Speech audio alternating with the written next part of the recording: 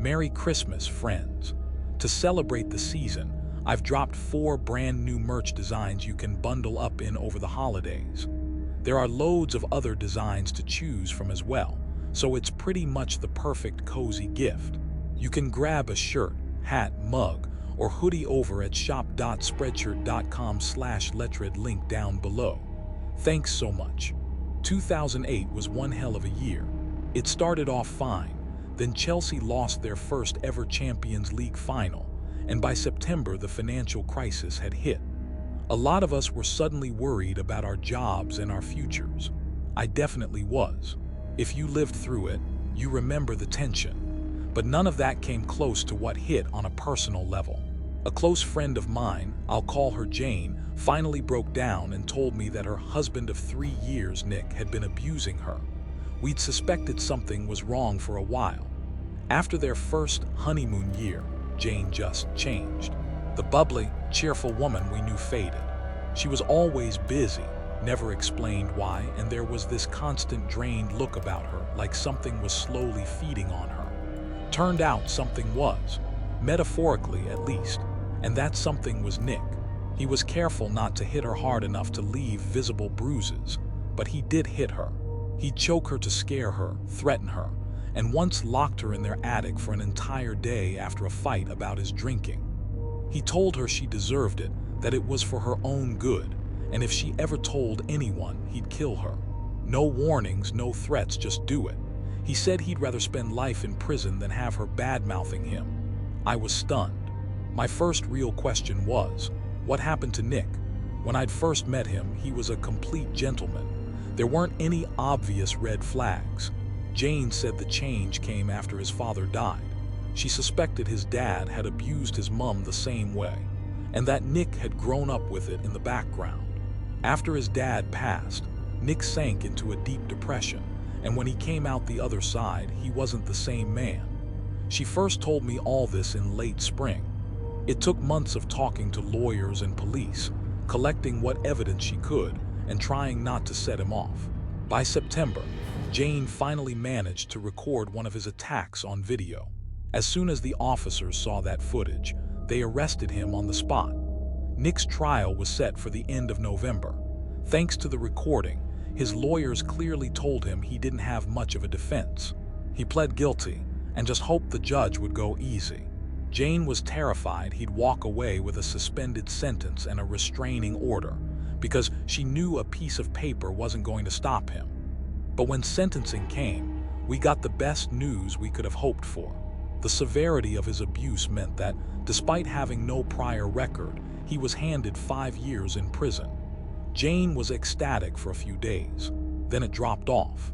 Getting him out of her life didn't erase the pain or the guilt over what she called wasting years of my life. We could all see she needed more than legal closure. She needed a night where she could actually relax. So on the last day of November, I sent a group text to our mutual friends. Let's throw Jane a Christmas party. Everyone agreed instantly. We picked Saturday the 13th, and from the first of the month I basically lived in decoration mode. I bought a mountain of finger food, about a dozen bottles of wine and spirits, and made a killer playlist. I covered the house in wreaths, garlands, bunting, the full Christmas explosion. By the time we were done, the place looked like Santa's annex. There was just one rule. No one was allowed to mention Nick. The whole point was to give Jane a few hours where she didn't have to think about courtrooms, police statements, or the man who'd spent years poisoning her life. I always find it a bit ironic that Christmas is supposed to be peaceful. Yet it's when people's family problems and anxieties tend to boil over. If we could get even a small, genuine smile out of her that night, it would be worth every bit of effort. On the night of the party, I reminded people of the "no Nick" rule as they came in. I was worried that once the wine was flowing, someone would slip, but everyone stuck to it. Jane arrived to a wave of hugs, Merry Christmases, and compliments. No one mentioned Nick, the divorce, or that he was a month into serving his 5-year sentence. We started slow, sipping bubbly and red wine, Bing Crosby in the background. But as more people showed up and someone cracked open the spiced rum, Bing gave way to Mariah Carey's "All I Want for Christmas Is You," and the night properly took off. Singing, dancing, people yelling the lyrics, the kind of full-volume party you can only get away with in December, when the neighbors are warm, tipsy, and lenient. We didn't even have to worry about hours. They were out for the evening. Most importantly, Jane was glowing. It was the first time in years I'd seen her laugh like that. Not the tight, brittle smile she used to put on for Nick's sake, but real, open laughter. And no one brought him up, until she did. At one point, Jane called for everyone's attention and raised her glass. I thought she'd toast to new beginnings or to friendship. Instead, she raised her wine and said we were drinking to that bastard behind bars. We all drank to that. Things cranked up another notch when I put on Gloria Gaynor's "I Will Survive." Watching Jane belt that song out, really feeling every word, it almost made me cry. Then I switched over to Rihanna, and by the time Flo Rida's "Low" hit the speakers, everyone was at maximum party mode. I had a mug of mulled wine someone had made on the stove. Jane, our friend Steph, and I decided it would be absolutely hilarious to give Steph's boyfriend a full face of makeup. We did the whole thing: foundation, eyeliner, lipstick. I laughed so hard I literally peed myself a little. I wish that was still funny to me. It isn't, not after what happened next. To get from my bedroom to the bathroom, Jane only needed to walk a few feet across the hallway. But that meant passing a big window that looked over the driveway and the street beyond. She'd been in the bathroom for a while, but considering how drunk she was, I figured she might be in there having a tactical puke. I didn't think anything of it until a few minutes later than I probably should have. By the time I went to check, it wouldn't have made a difference anyway. Seconds before I reached the door, Jane burst back into the bedroom, pale and shaking, saying she had to leave. She barely got the words out before she started yelling, "He's outside. He's right there in the street. He's outside." I remember Steph going, "Who's outside?" Because as obvious as the answer seems now, in that moment we genuinely didn't know who she meant. When Jane started screaming that it was Nick, my heart sank. Not because I believed he was there, but because I thought she was having some kind of breakdown. Steph tried to hug her. "Nick can't be outside, babe. He's in prison." Jane practically shoved her away. "I'll show you, he's right there in the street." She grabbed Steph's hand and dragged her into the hallway. I followed. Jane pointed out the window at the street lamp just past our driveway and insisted, "He was there. He was just there. I swear to God." Looking out, I couldn't see anyone. "Jane, darling, there's nobody there," I told her. No one downstairs could hear what was going on over the music. So at first it was just the three of us in the hallway. Steph's boyfriend soon joined us, and we all tried to calm her down. Looking back, it sounds absolutely insane, but we honestly thought she was having a PTSD-fueled panic attack. She'd had a lot to drink, and a bit of other stuff too. Being alone in the bathroom gave her time to start spiraling. Her breathing got faster, her hands were shaking, and she was clearly on the verge of a full panic attack. Steph told her, "I'll go outside and check, okay? Just to prove there's no one there." I thought that might settle her. It had the opposite effect. No, don't go out there. Don't let him get me. Don't let him get me," she kept saying, trying to cling to her. By then, people coming upstairs to use the bathroom were noticing something was wrong. Another friend swapped places with Steph to soothe Jane, while Steph went downstairs to look outside. Later, Steph said that halfway to the front door, she started wondering why she was even bothering. Even if there was someone out there, it couldn't be Nick. The man was locked up, but she opened the door anyway. She told me that what she saw next was like seeing a ghost. There, standing on the front step, clear as day, was the one person it simply could not have been: Nick. Steph tried to slam the door, but he stuck his foot in the gap. She started screaming for help. There were maybe 15 women in the house and just 2 men. Even when a couple of people rushed over, Nick was able to shove the door wide and force his way inside. Upstairs, I heard the screams, then a bellowing male voice. "Where is she? I know she's here. Tell me where she is." Jane started screaming too. Not even words this time, just raw terror. Her worst nightmare had just walked into the house. I knew Nick's voice. The second I heard it, my blood ran cold. But it made no sense. He was supposed to be in prison for at least 5 years. I assumed he'd escaped. And if he'd broken out with the sole goal of getting to Jane, then we were in serious trouble. Our house isn't big. From the front door to the stairs is just a short hallway. Nick pushed past the cluster of people trying to hold him off and reached the base of the staircase in seconds. Just as he started up, Steph's boyfriend Ryan, a northern lad, still wearing the full clown face of makeup we'd given him, appeared at the top with a cricket bat he'd grabbed from my boyfriend's office. He started swinging as hard as he could and yelling, "Come on then, big man. Come and have a go at me then." Nick didn't even hesitate. He charged straight up at Ryan. Jane bolted into the bathroom and locked the door, sobbing, "Nick's a big guy. Ryan isn't." I could see why Jane thought he stood no chance. Apparently Nick thought the same, or his rage just made him reckless. Because as he rushed up, he left himself wide open. Ryan brought the bat straight down, vertical, onto the top of Nick's head. The sound of that wooden bat hitting his skull is something I will never forget. A horrible, thick, muted thud. Nick let out this guttural grunt, like something in his brain had shorted out.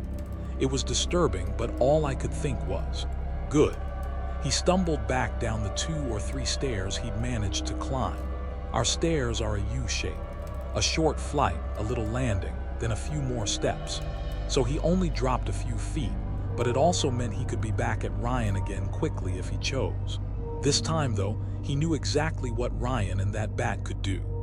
Ryan kept swinging, wild but effective, forcing Nick to hang back on the lower landing. He wasn't alone anymore either. Other people were piled behind him, yelling. Someone came out of a bedroom and hurled something at Nick. It turned out to be a heavy ceramic wax burner, about the size of a human head. It missed and shattered on the wall behind him, but it clearly startled him. Everyone was screaming at Nick to get out. Ryan kept swinging. Objects were flying. Nick, though, had already seen Jane dart into the bathroom. That glimpse worked on him like a red rag to a bull. He tried again. He surged forward up the steps. Ryan swung. This time Nick raised an arm to block it. To our horror, he tanked the hit and kept pushing, one foot landing on the top stair. Ryan swung again. Nick tried to block, but his arm just couldn't take a second full-force blow. It folded and the bat connected with his skull a second time. That time he went tumbling.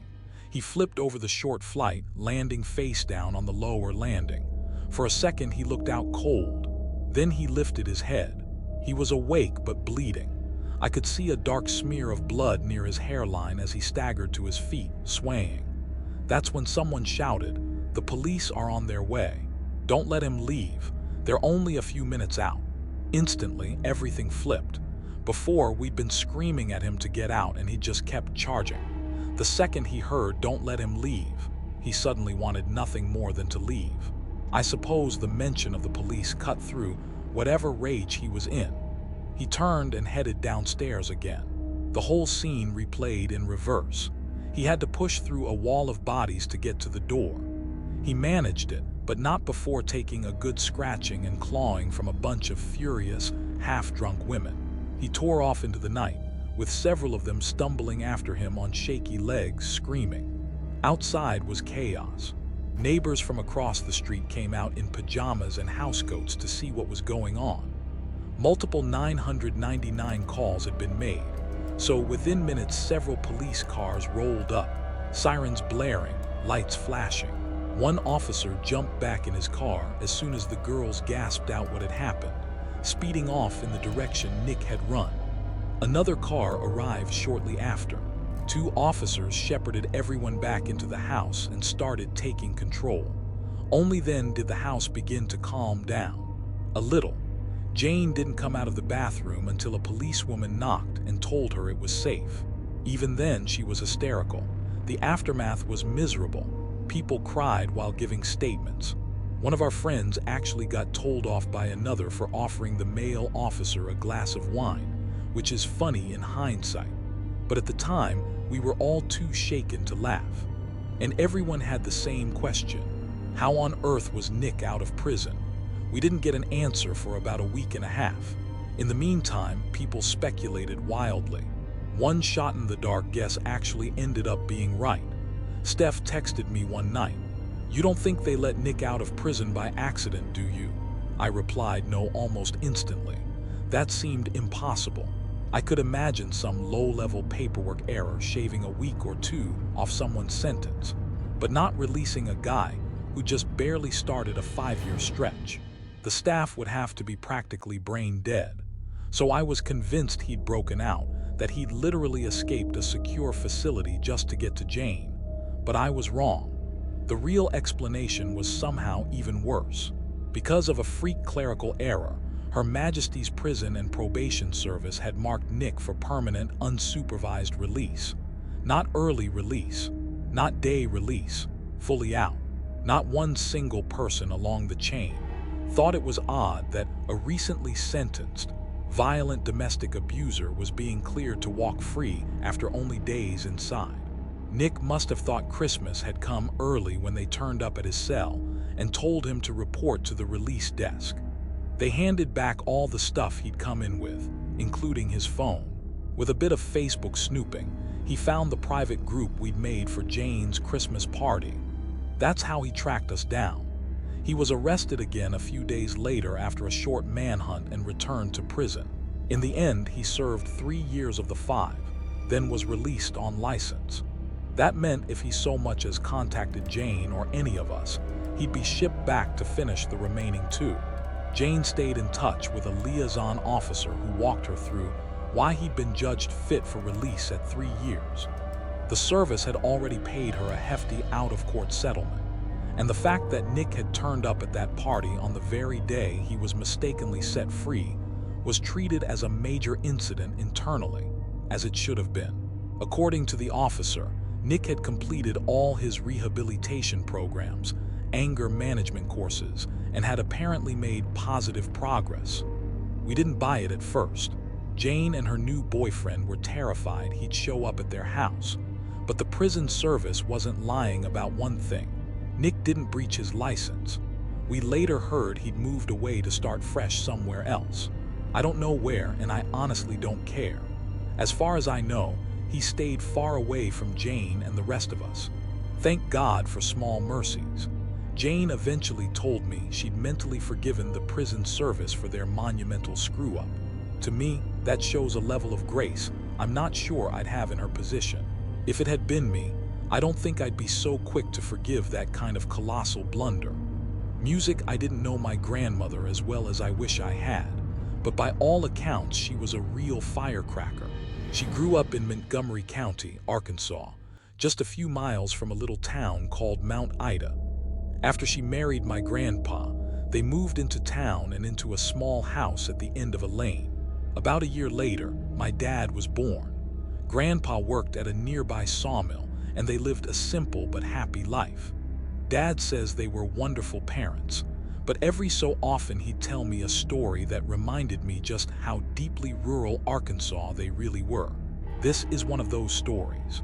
Christmas 1961, my grandma was having one of those days where everything fell on her shoulders. She needed to do a few loads of laundry, cook dinner for her sick mother, drop my dad at a Santa's grotto event in a field outside town, shop for her nieces and nephews' presents, pick my dad back up, deliver her mom's food, then come home and cook another meal for her own family. My dad was over the moon about that Santa's grotto. Local volunteers ran it, kept the kids busy for a few hours, and it doubled as free childcare for overwhelmed parents trying to wrap presents or get some last-minute shopping done. So adults loved it just as much as the kids. But it wasn't just a kid-dumping service. According to Dad, it was magical. The grotto was a big revival-style tent, all decorated up like a winter wonderland. Inside, there were songs, games, little gifts. And before your parents came back to collect you, you got to sit on Santa's lap, tell him what you wanted, and walk away with a small toy and a bag of candy. Dad remembers buzzing with excitement all morning. Grandma remembered him pestering her non-stop while she did the laundry and prepped her mother's dinner. Eventually, with a list of gifts for all her nieces and nephews written out, she told him, "All right, it's time." They hopped in the truck, drove maybe 10 minutes and walked up toward the big tent. The year before, volunteers had been lined up outside greeting parents or bustling around inside. This year, no one was standing out front. As they got closer, the tent flap opened, and out stepped a very badly dressed Santa Claus. Grandma asked him where everyone else was. He lifted the tent flap so she could see inside. There was a single elf also shabbily dressed looking after about 24 kids. "Where is everybody?" she asked again. "Just running a little late, ma'am," Santa told her. "We'll be on the road in no time." Grandma was unimpressed, but she held her tongue. The elf seemed to be doing a decent job entertaining the kids, and it was a busy time of year. She didn't want to be too harsh.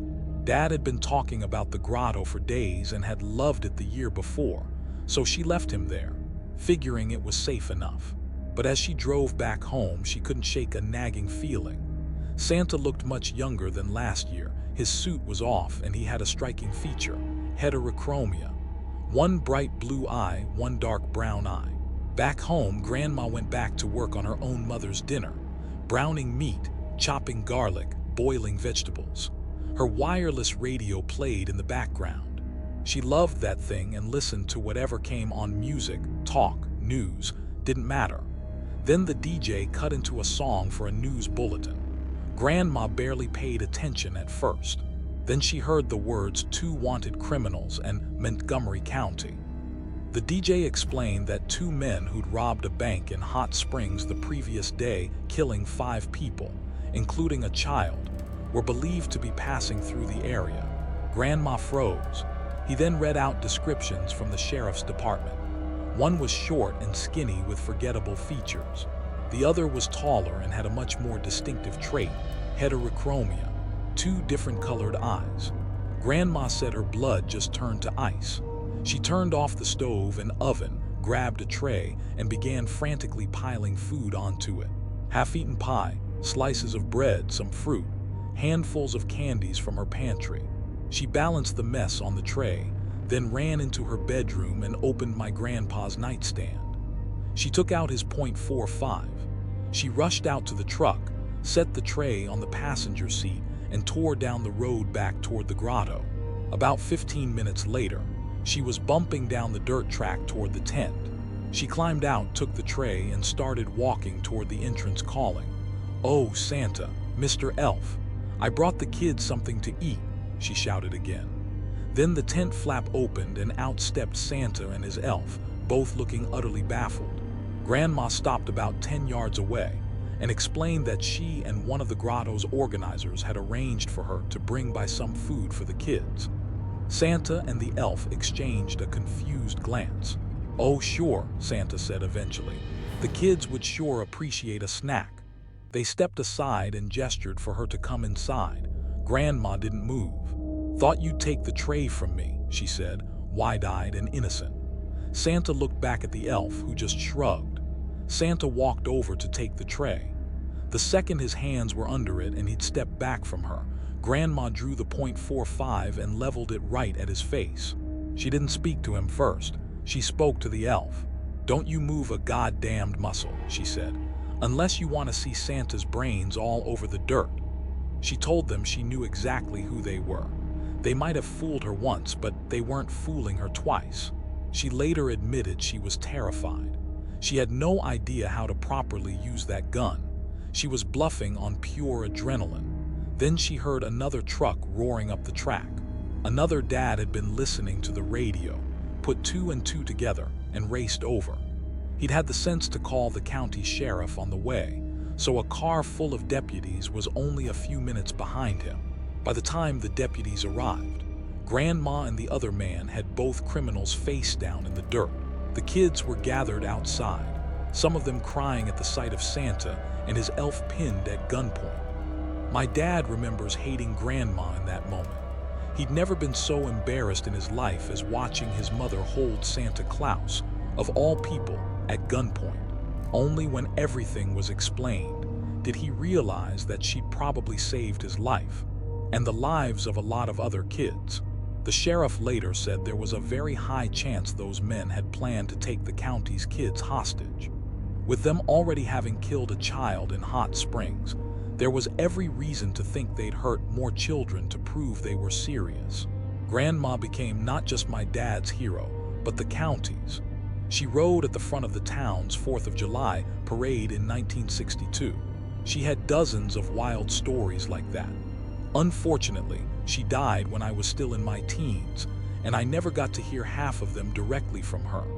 I miss her more than I ever expected to, but I like to think she's still around in some way. I can see her spirit in me and my sister, and even in my own daughter. We don't live the way she did, but that bit of rural Arkansas wildness is still there in our blood. Music. When I was 4 years old, I saw Santa Claus. At least, that's what I thought. I woke up in the middle of the night on Christmas Eve and decided I was going to catch him in the act. I crept around my parents' apartment, hoping to see him by the tree. Instead, I heard a sound at the window that led onto the fire escape. I remember being nervous as I peeled back the curtain. But there he was, red clothes, big black boots, a huge white beard, and a wide, friendly smile. I just froze. I must have looked like a stunned little owl staring back at him. Santa stopped dead too, clearly surprised that a kid had caught him. Then he just smiled, gave me a little wave, and raised a finger to his lips. SHHH. I thought it was the coolest thing that had ever happened to anyone ever. I tried to obey. I really did. But after he crept down the fire escape and out of view, I lasted maybe a minute before I ran into my parents' bedroom. "I just saw Santa," I yelled. They were half asleep. "Sure you did, buddy. Go back to bed," they mumbled. But I was buzzing. I don't think I slept at all after that. I just lay there waiting for dawn, then finally gave up and charged downstairs to check under the tree. If I'd seen Santa on the fire escape, that meant he definitely left my presents, right? Right. They were all there, wrapped and bow-tied. It was the best Christmas of my young life. My parents gave me a new box of Lego. When my grandparents arrived later, they brought a dinosaur pop-up book, and I was obsessed with dinosaurs at the time. It was perfect. We opened presents, ate dinner, watched TV until I fell asleep, and then my dad carried me off to bed. The next day brought more visitors, which meant more presents. I was in heaven. I even thought it was cool when the police stopped by. They didn't have any gifts, but I just assumed they were doing rounds, wishing people a Merry Christmas. Years later, at the very end of elementary school, a bombshell rumor went around. Santa Claus was fake. We're talking 5th graders having existential crises in the hallway. Supposedly, this legendary figure who delivered billions of presents across the world in one night didn't exist. Not because the reindeer got tired or Rudolph's nose ran out of batteries, because it was just all made up. At first, we all called it nonsense. Why would our parents do all that sneaky present buying and wrapping and hiding, then give the credit to someone else? They'd want to be thanked. Not according to Kathy Newman in 4th grade. She swore she'd mailed her letter to Santa herself and that nobody saw what she'd written. Yet she'd found the exact dollhouse she'd asked for hidden in her parents' garage before Christmas. So if no one knew what she'd asked Santa for, how did her parents buy the right one? Looking back, she probably rambled to her mom about which dollhouse she was going to request, and that's how they knew. Kids aren't exactly subtle. But Kathy wasn't the only one with stories like that. By the time I got on the bus to go home, my head was spinning. I asked my mom that evening if it was true that Santa wasn't real. She handled it cleverly. She said that as some kids get older, they choose not to believe in Santa anymore. And because Santa only visits the kids who choose to believe, that's when parents step in and quietly fill the gap. She clearly didn't want to be the one to crush the magic outright. Then I hit her with the one thing that was really bugging me. If Santa isn't real, I asked, who was the guy I saw on the fire escape that night? Mom frowned. Who was on the fire escape? I couldn't believe she'd forgotten. Then she explained that she'd been half asleep when I burst into their room that night. So I told her the whole story again. The red clothes, the big beard, the friendly smile, the little finger over his lips to shush me, then him disappearing down the fire escape. Mom looked completely shocked for a second. My dad stepped in quickly. "Sounds a lot like Santa to me, son," he said, "or at least someone dressed up like him." That made a certain kind of sense. I was starting to suspect the real Santa thing was false, but a guy in a Santa costume on Christmas Eve, totally believable. More than 10 years passed. I'd moved out, had my own place. One December, I drove back to spend Christmas with my parents and my younger brother. It was December 23rd, Christmas Eve. After a late dinner, we opened a bottle of wine. My brother was allowed a glass if he promised to go to bed straight after. Mom went to bed not long after him, so it ended up just me and my dad finishing the second bottle, reminiscing about past Christmases. Eventually, I brought up the fire escape story. I laughed about how convinced I'd been that I'd seen the real Santa, when obviously it had just been some guy dressed up. I thought Dad would laugh too, or at least smile. He didn't. He just sighed, took a big drink, and stared into his glass. I knew then that some kind of explanation was coming, and whatever it wasn't going to be good. Remember how I said the police had visited the day after Christmas? They weren't just doing seasonal rounds. They were there to ask my parents if they'd heard or seen anything suspicious the night before, because a man had been murdered a few floors up. They didn't tell my parents the whole story at the time, but years later the truth came out. The dead man was a pimp who'd brutalized one of his workers so badly she ended up in the hospital. When her brother got the call and showed up at her bedside, he listened to what had happened, then walked straight out, went to the pimp's apartment in our building, and stabbed him to death. He stabbed him 112 times. Think about that. 10 stab wounds already sounds frenzied. Multiply that by 11. To deliver that many blows, you have to be fully gone, not in control of yourself, or hate someone so much that your rage just takes over. And to be brutally honest, if I had a younger sister and someone got her hooked on drugs, pimped her out, and beat her into a hospital bed, I might want to turn them into a pincushion too. The man I'd seen sneaking down our fire escape wasn't dressed in red clothes at all.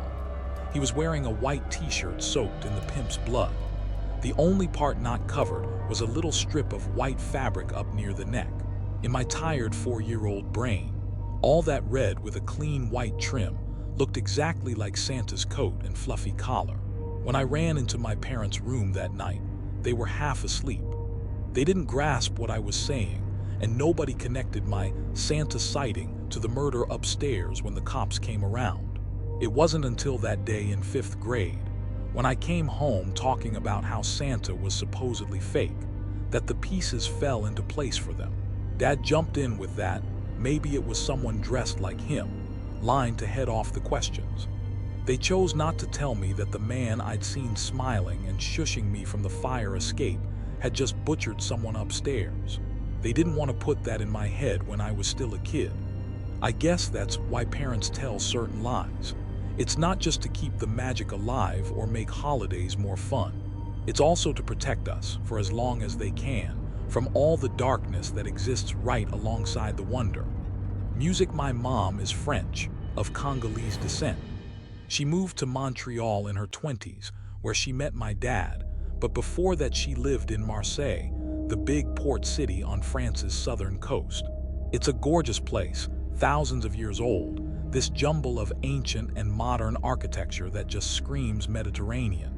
And because if you sail straight south from there you hit Africa, it's a huge cultural crossroads. There are Algerians, Senegalese, Cameroonians, Congolese like my mom, plus the native French. People tend to cluster by background in their own neighborhoods, but there's still plenty of mixing. People eat each other's food, hang out together. Different cultures, one city. That's downtown or out in the nicer suburbs anyway. Mom grew up somewhere very different. She was raised in one of 3 big apartment blocks in a place called La Caselaine. If you follow football, that's where Zidane grew up. These days French kids just call places like that Le Ghetto. Rappers come out of there with names like Getafenim. You get the idea. It was rough. It's still rough. What they lacked in money, they made up for in community. People looked after each other the best they could.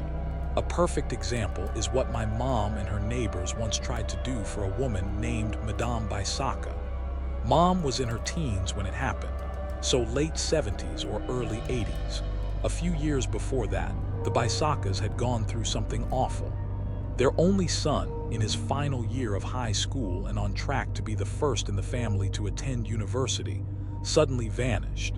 One day he just didn't come home. They plastered missing posters everywhere and begged in the streets for him to return, but he was never seen again.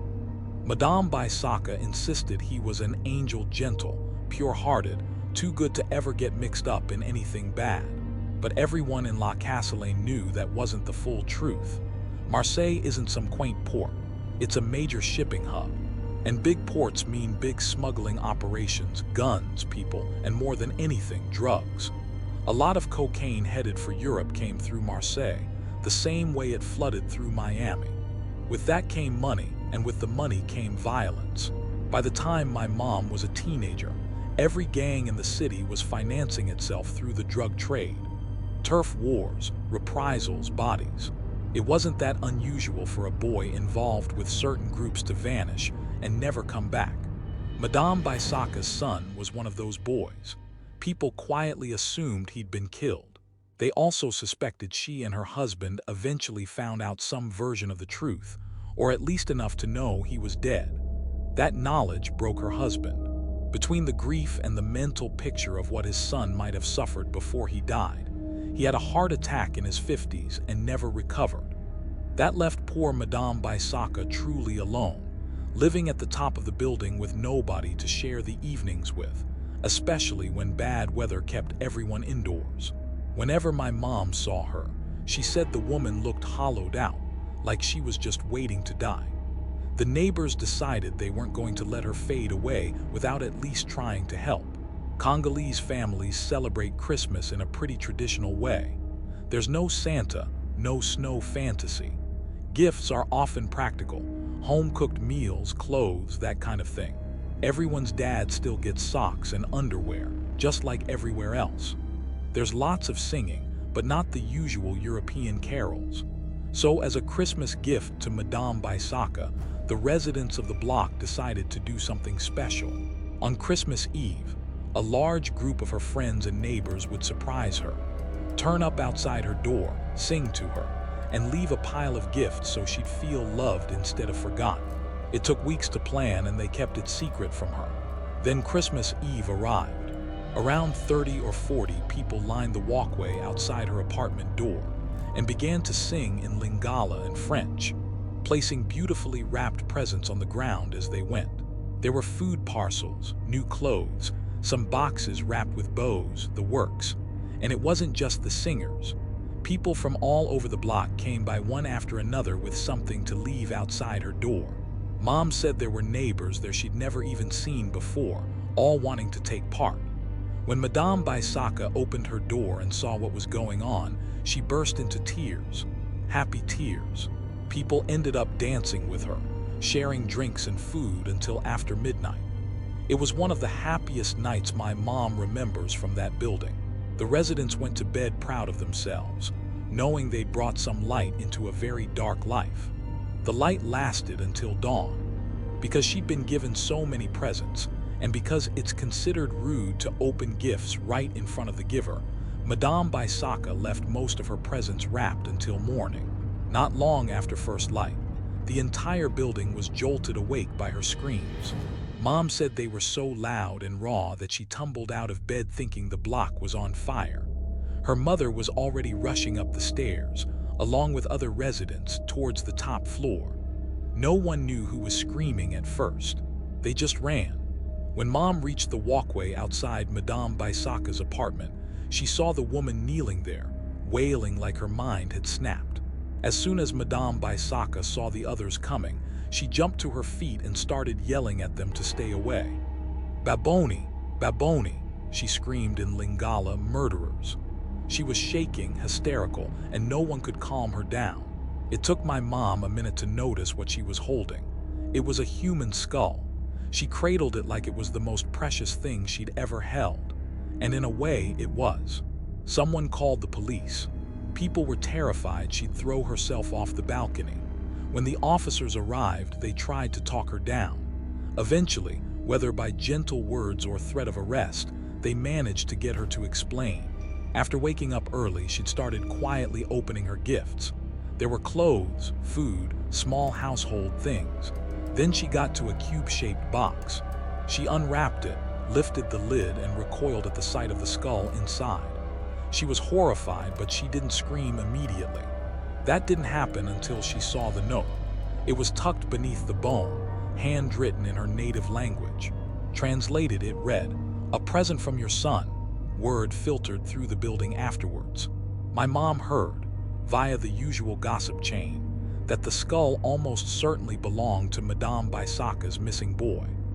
Allegedly, some of the Algerian gangs would keep the severed heads of their victims in freezer units to use as tools of intimidation later.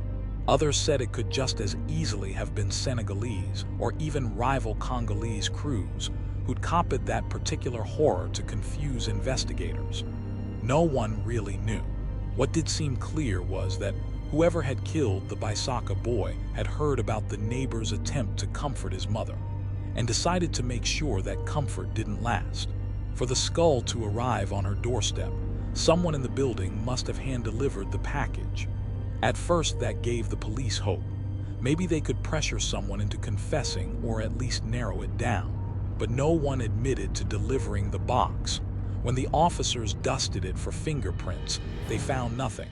Not even prints from anyone in the building. Whoever handled it had wiped it clean or worn gloves. That was the day my mom decided she had to leave.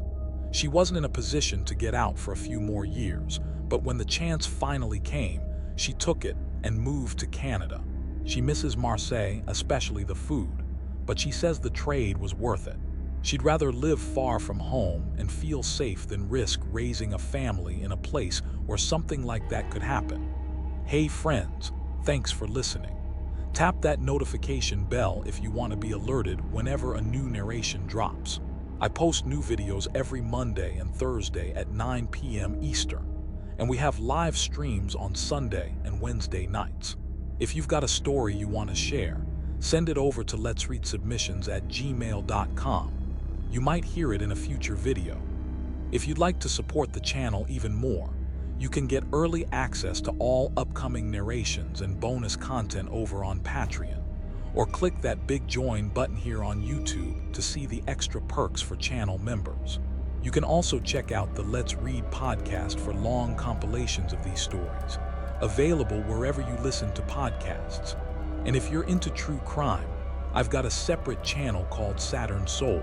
All the links are in the description. Thanks again, friends. And remember, we ain't had nothing but maggoty bread for 3 stinking days.